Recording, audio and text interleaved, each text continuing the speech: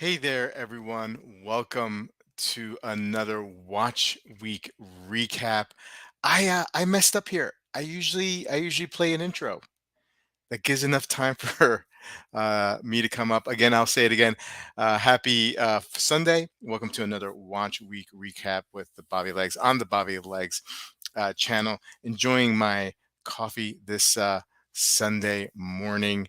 And I hope you are having a great Sunday wherever you are.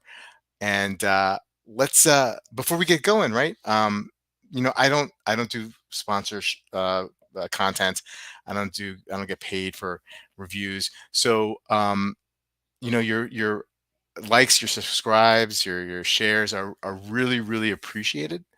And so if you're also a subscriber already, thanks for coming back. And let's get going this evening. Hey, Wolfgang. Hey, Thomas. Wolfgang's already in Transylvania, so I know it's not an easy time for you, Wolfie, but appreciate you coming in and showing up. Let's get started. Okay, so the first release we're going to be talking about, and that is the Tissot C Wilson WNBA Powermatic 80, came out earlier this week. This is a collaboration, I guess, of sorts with the women's NBA, the WNBA.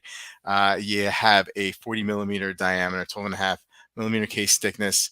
Dial is black with the circular brushing, and it's powered by the Tissot Powermatic uh, 80, full upgraded ETA 2824 point dash 2 version with an 80-hour power reserve. You're looking at 750 US. Now, look, I mean, like any collaboration with, I mean, this is not the most interesting looking piece that you'll see out there. But hopefully some fans of the WNBA will show some support by picking up this watch. What's really cool about the timing bezel, you see the 24 is highlighted, and that is because of the 24-second shot clock in the NBA and in the WNBA. So that is a nice little Easter egg, little tidbit here with this watch that I think is a pretty cool little feature. Moving along, and we have the Citizen Super Titanium Small Seconds release, following up the release about a month or two ago of the Small Seconds and the original Syosa that came out a couple years ago. Citizen has a newer version here with the super titanium case and bracelet. You have a textured dial and a couple of variations here with the color of the dials. 40-hour power reserve. You have the caliber 8213 with which is an in-house movement Miyota, and going for around $429 or 429 euro. I think this is a miss personally. I thought they were in a good trajectory here with it. You got the original Syosa, and they made some changes with the small seconds version of it that I think were positive. Getting rid of that date window with the Cyclops was the main one for a lot of people here. I think they went a little bit backwards here. I mean, you don't have the Cyclops, it looks like, but you have a small seconds, and it's kind of off-centered. And the textured dial, I really think this is a miss, although I'm sure it will sell out or sell very well. Hey, James. Hey, Wilson. Good to see you on the chat as well. Hope you guys are having a great start to your day. Moving to the next piece, and that is the Tutima Saxon 1 ZSM, the Central Stop Minute, which I presume means a Central Stop Minute, limited edition. Really bold piece in this yellow configuration, right? 43 millimeter case diameter, a little thick, pretty thick watch here, around 15.7, but not terrible when you consider it is a chronograph. You have the caliber Tutima 521, which is based on the Valjoux 7750, and it's been modified internally. 48 power reserve. This is a limited edition of 100 pieces, 4,800 euro. Interesting watch. Very maybe not for everybody, but it looks pretty good in the yellow. James is saying that he likes the Citizen, but I think they're diluting their catalog when they already have both Series 8 and the Syosa. Agreed, James. Moving along here to the Baltic Tri-Compacts Collaboration Tour Auto 2024. I threw this in here for our friend Deb. He is a huge Baltic fan, and I gotta say, I mean, maybe this is taking some inspiration from some other brands. I don't know. Usually Baltic does, but the design is quite pleasing to the eye. I would say, to give Baltic credit. 39.5 millimeter case diameter, 13.5 millimeter case thickness, 47 millimeter lug to lug. So great wearing proportions for a lot of wrists.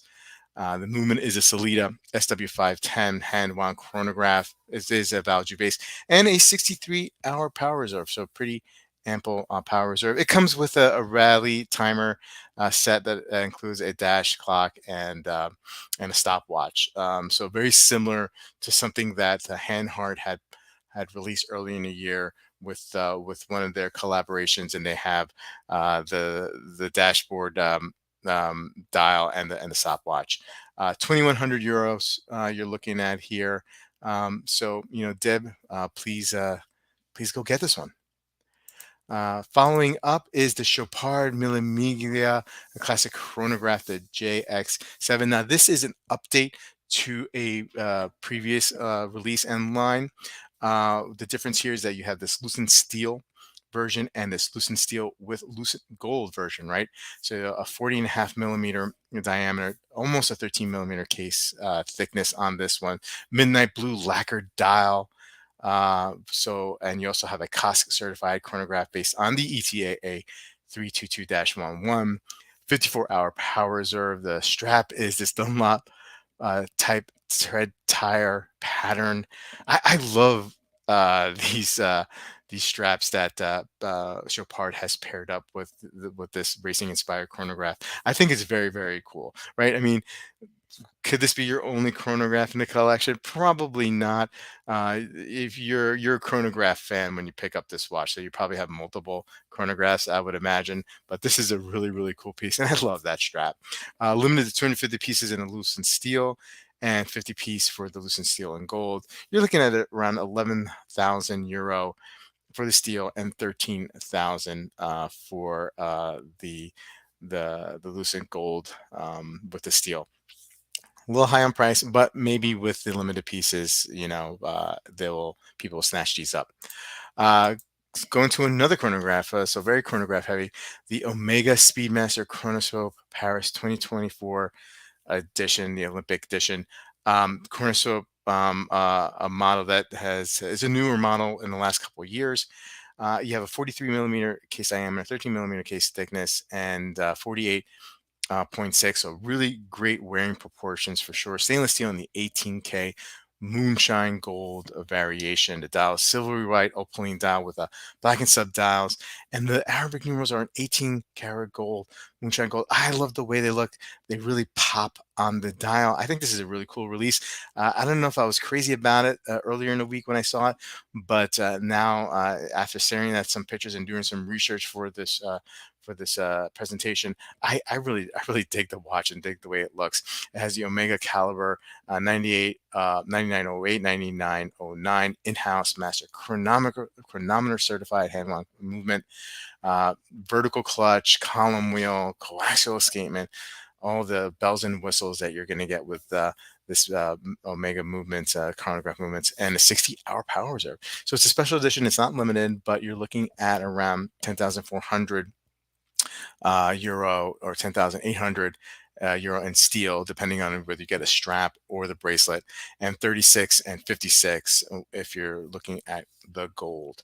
And I think finally what we have here is Tourbillon skeletonized release by Moser NC, the Streamliner version, the 42 millimeter case diameter, 11 millimeter height without the crystal, but 14 with the crystal. They threw that in there. Dial skeletonized, as I said, and you have a fully skeletonized HMC 811 in-house movement with a bunch of components, 171 components, right? Bi-directional pawl winding, skeletonized gold rotor, 74-hour power reserve, and of course the cylindrical hairspring with two Breguet curves. Limited edition 100 pieces, 89,000 Swiss francs.